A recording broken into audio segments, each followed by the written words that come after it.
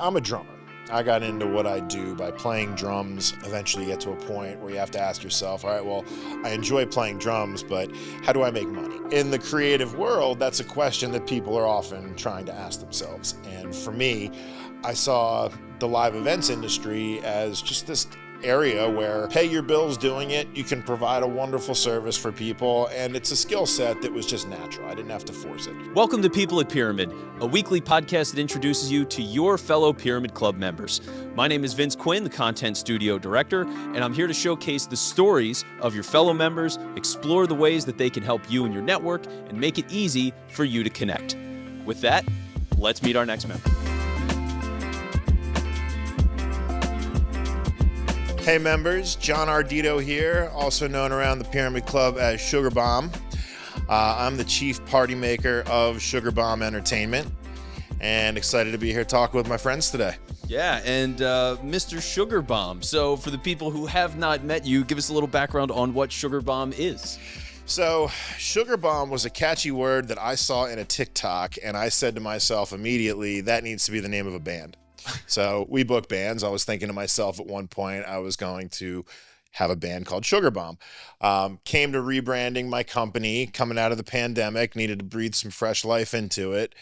And Sugar Bomb Entertainment was the front runner in a couple surveys that I did, and that's our company now. Yeah, it's a beautiful name for what you guys do. Like, honestly, absolutely electric. You close your eyes and say Sugar Bomb like you see colors.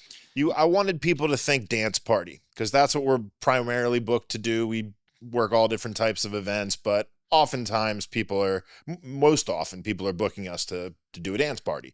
So I wanted them to see dance party in the branding. Yeah, and as we were talking about just before we started rolling here, there's a major sophistication to running a good dance party. I mean, how involved can this really get? It depends on the client. Everybody has their quirks, their preferences, their likes, their do not likes. Is the event taking place in a barn? Is it taking place in a high-end ballroom? Is there a cultural element? So there are a lot of layers. So while we're primarily a talent booking and event production company, there is a lot of tailoring that goes into working with our clients and making sure that we're executing the right kind of work for that particular event. Yeah, I mean, it just means so much. I think a lot of times, I've been to a ton of weddings, and when the event is not engaging, the MC is bad, the music is bad, whatever, it really tanks the whole event.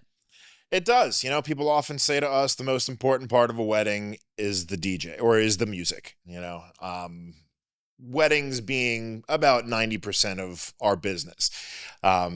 Those are conversations that we have all the time. And hey, I think we've all been at those events where something's not right. You know, the MC is a little too excited on the microphone or not directing the guests enough, or the music's kind of a swing and a miss. And then there's the balance between what people tell you they want and what as the service provider is going to be an asset for this party and really get the vibe going on the dance floor. Yeah, and that's a huge thing. And you've mentioned, as we've spoken just before this, about having a marketing background. And I think that's one of those things that's fascinating for me as I've moved into marketing. Is like marketing apparently used to be this like, hey, we need you to just go make these flyers. And now it's like, no, we're a specialized agency that only does A, B, and C. And we're going to tell you that you shouldn't print this flyer. And here's exactly why. And it's kind of that same mindset of people think sometimes a DJ, it's like, all right, I want a DJ. I'm going to I could just give them my iPod is what people used to say, right? Like, and you shake your head because, yeah, it's so much more complicated than that. It is. I mean, you need to consider the full scope of your event and understand what is included in the service that you're looking for. With our service, we're not just showing up to run through a song list. We want songs to blend well together. DJs do something called beat matching, where you're looking at songs in the same tempo range. I don't want to play a song at 120 beats per minute into a song at 95 beats per minute. There's that, there's finding songs in the right key, there's paying attention to the vibe and the dance floor. Somebody I saw on a social media post, somebody was like, it's like playing Tetris on level 10. And I don't know, Tetris on level 10 is really hard. But there is something to be said about the moving target that you're constantly like, if it's a wedding, like, is the bride in the room? She has this must playlist. I'm not going to play it if she's outside, doing something or what it might be. So there's a lot of requests. People are coming up, they're asking for requests in the moment. You want to be polite, you want to consider them, but is your request going to fit what's happening here, or is it for you? Yeah.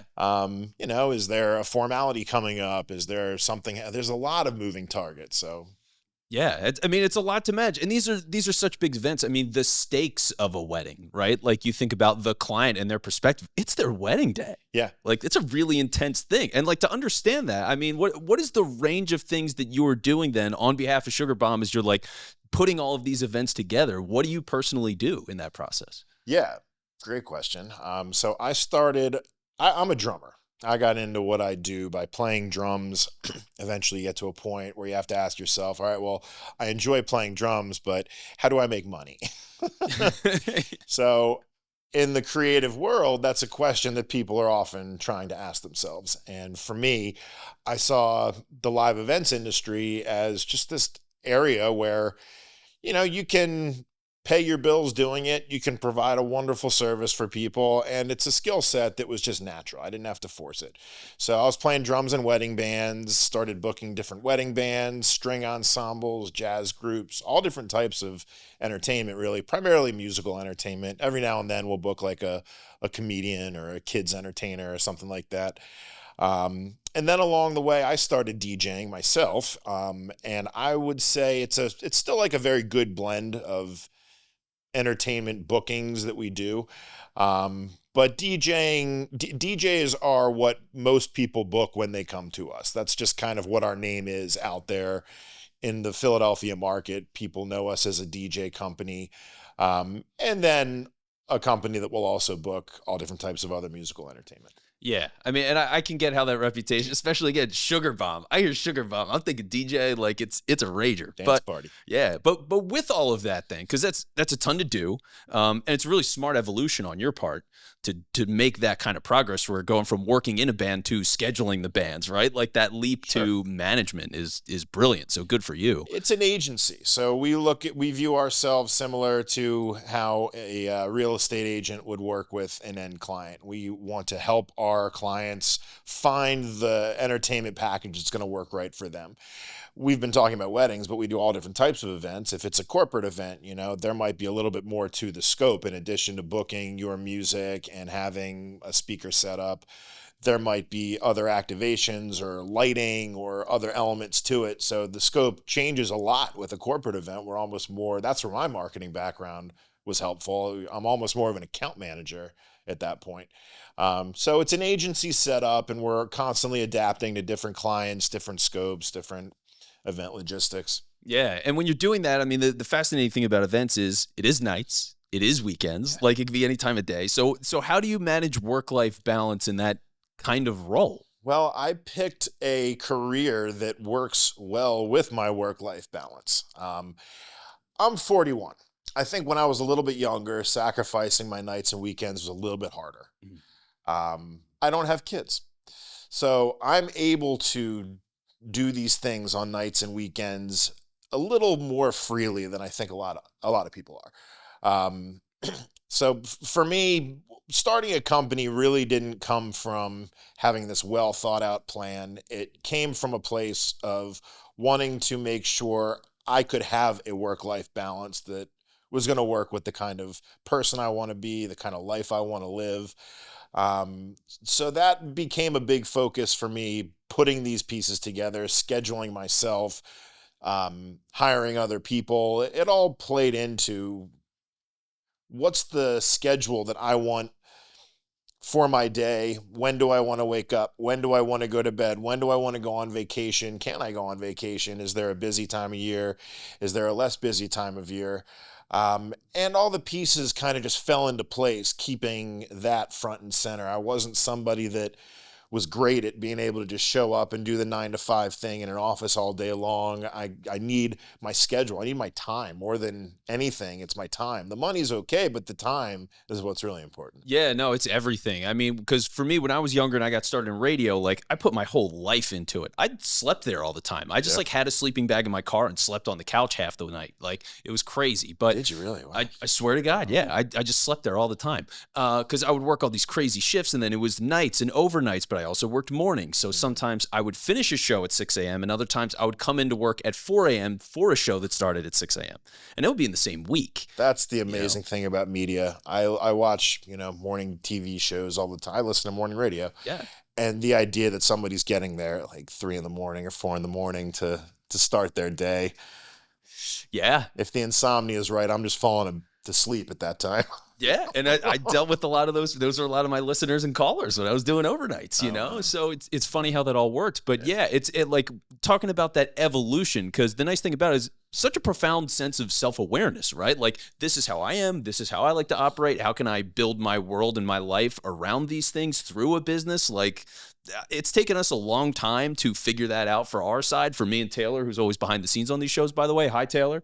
What's up, Taylor? So yeah, it's taken us a long time to figure this out, but that was a big driver. Was I had like so thoroughly burned out doing radio that I was like, I can never do that again. I can't put myself in those kinds of situations, but I love all these principles of broadcasting and media, and like, how do I tie that all together in a way that can be a business? So like similar route. And yeah, it was just like, I can't live that life again, and I need something that actually works for me. And it was huge. I think a lot of our 20s and 30s are spent, I mean, all ages really, but for me at least, my 20s were getting familiar with adulthood, finding a job that was going to pay my bills while I could do drums on nights and weekends and stuff like that. And then you recognize what you like, what you don't like as much. You learn more about yourself throughout that process. Then I think for me, getting into my 30s, I was a little bit more equipped to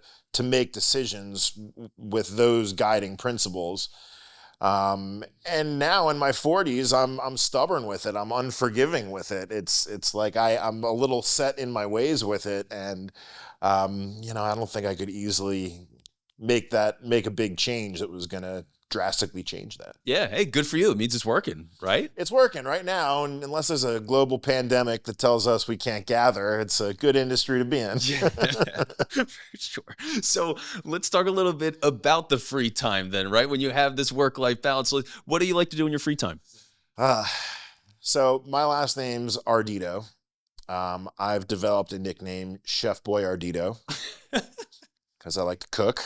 Pretty good chef. Italian food, all sorts of food, but the Italianness really comes out in my cooking. The hands were going as you said that. Yeah. So yes, fully agree. Do you have a favorite Italian dish? If you were going to make like the signature, is there a signature dish?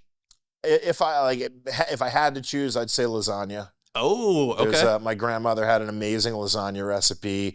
I went from following it verbatim to tinkering with it to putting my own little millennial touch on it.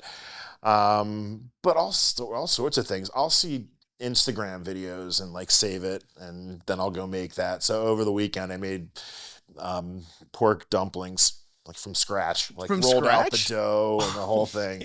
Yeah. So that's fun for me. It's stress relief. It's therapeutic. Sitting there cooking it kind of has that effect. But what else? I like to travel when I can. There was a year where I was traveling a lot, and it was strategic. So, I'm busy this time of year. I'm traveling this time of year. Maybe I overdid it a little bit. My bank account was a little bitter about that decision. So this year has been a lot less traveling. I'll see the places on Instagram and I'll dream of being there someday.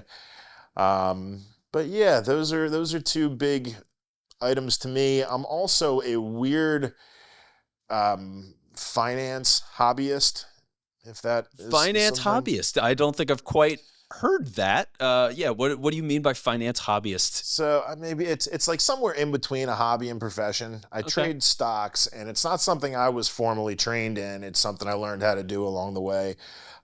So every day I'm watching CNBC and podcasts and trading stocks and options.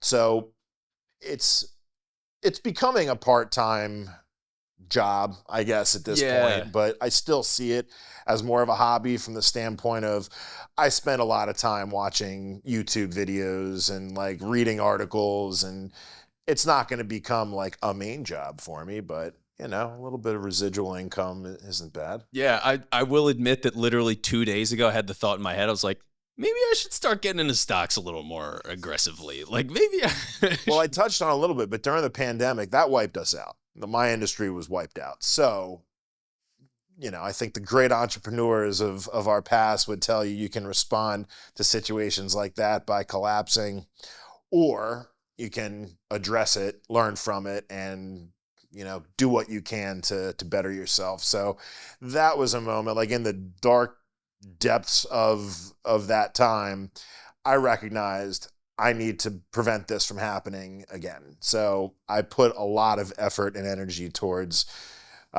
educating myself, learning about these things. And now, even just 5 years later, I feel a lot more equipped to handle a downturn like that if we had one. Yeah, no, good for you, man. I mean, being resourceful like that, and yeah, you always have to. Every bad moment is also an opportunity, right? Like Yeah.